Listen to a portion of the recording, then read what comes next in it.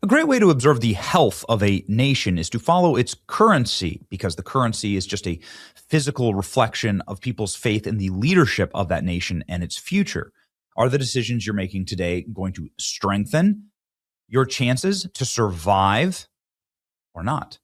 And if your currency is worthless, that means nobody has any faith in you and everyone believes you're run by retards. If your currency has some value, like you can see here, there is €1, 1.17 euro to every United States dollar. Okay, that's fine. That's kind of like parity, right? People are saying that the European economy is big, it's strong, it's well organized, and that it's going to exist into the future. That's effectively what this is saying. You can see here the Japanese yen. The Japanese yen has kind of a different flow to it, but there you can see you could trade in your dollars for yen, and the yen isn't worthless. The yen is, had a tough year, but it's not worthless. This is where you get problems, right? The Iranian rial. What does one Iranian rial equal? Well, it equals $0. Well, some people obviously have different currencies, denominations, and what about 2 rials? Still not really worth $1. We don't have fractions and fractions and fractions of pennies. Okay, how about 220 rials? How about 200 rials? Still can't even get to a penny. How about 2,000 rials? Still haven't gotten to a penny.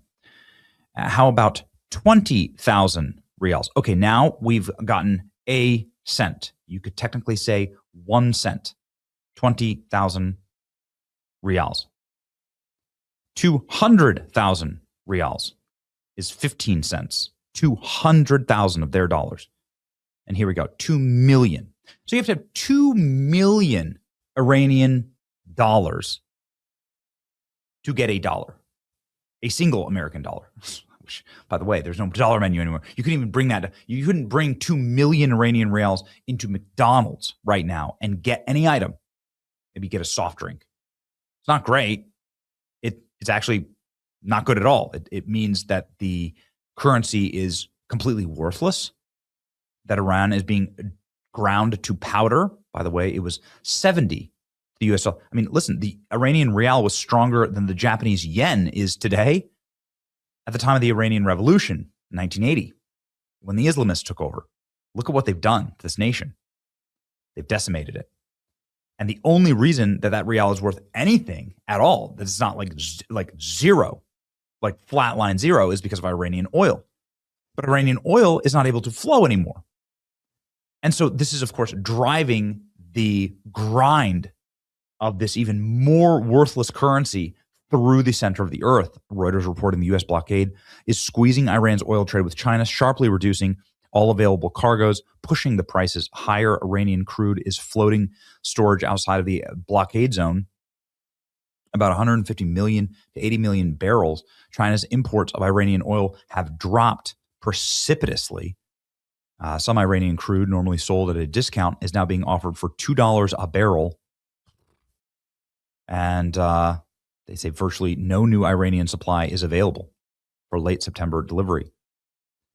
And that their oil is just sitting there rotting. Why?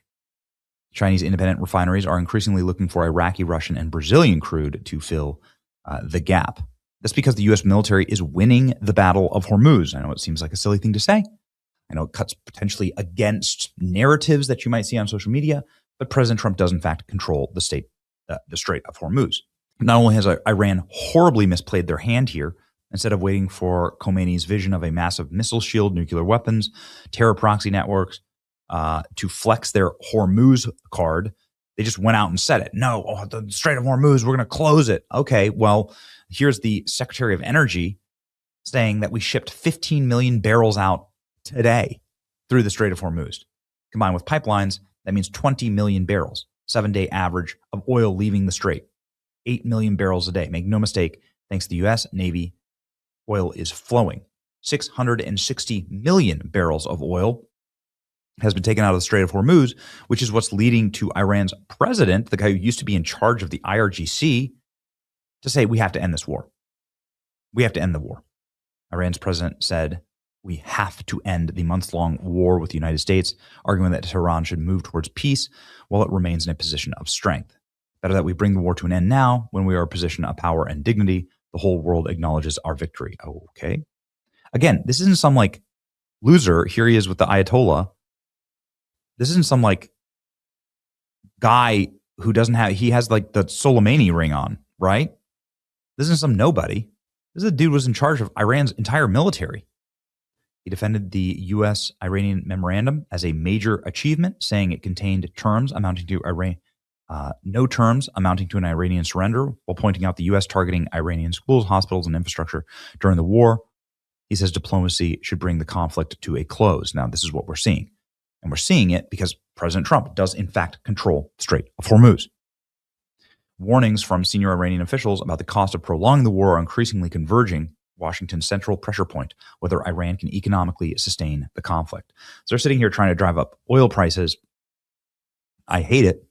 Again, I will state it a million times over. I hate the fact that American economy has suffered under this pressure, but and I'm not going to justify it, right? I'm not going to say you deserve to pay $5 gas because of Iran. No, I will never make that case. I don't want it. And if I could wave a magic wand, it would have never happened. But since we are here and I'm not in charge and nobody asked me, here's what I will say. And I think you'll probably agree with me, which is that what's happening in Iran is so much worse. It is catastrophic. And what President Trump is doing is reconsolidating America as the global power controlling all energy. Because now we control Venezuela's energy. President Trump is reinvigorating the Keystone XL pipeline. We'll see about that. So that's Canadian energy. That's like you have like this now fortress America, and now we control the Strait of Hormuz. We determine who ships into and out of the Strait of Hormuz. And people have been smart. People have been smart about this. The people who are actually collapsing here has been China, who's not been smart.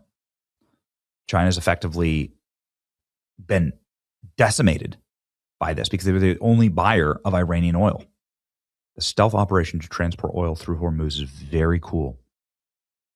It also aligns, of course, with the pipelines that are being built, the new military partnerships that are happening throughout the region, and some major plays for the global oil markets that are really interesting. We are going to collapse this regime, is what the administration says.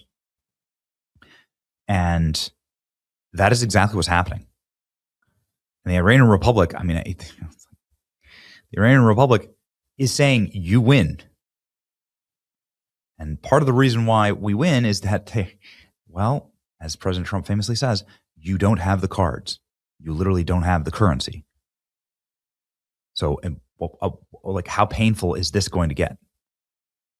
How bad is this going to get? Is it going to be 4,000, 4 million for every dollar? Ladies and gentlemen, time to lock in the win. I would encourage everybody to get to the peace table and be done. We'll see. They haven't listened to me yet, so maybe this time it'll work. It's your boy Benny. Like, share, and subscribe.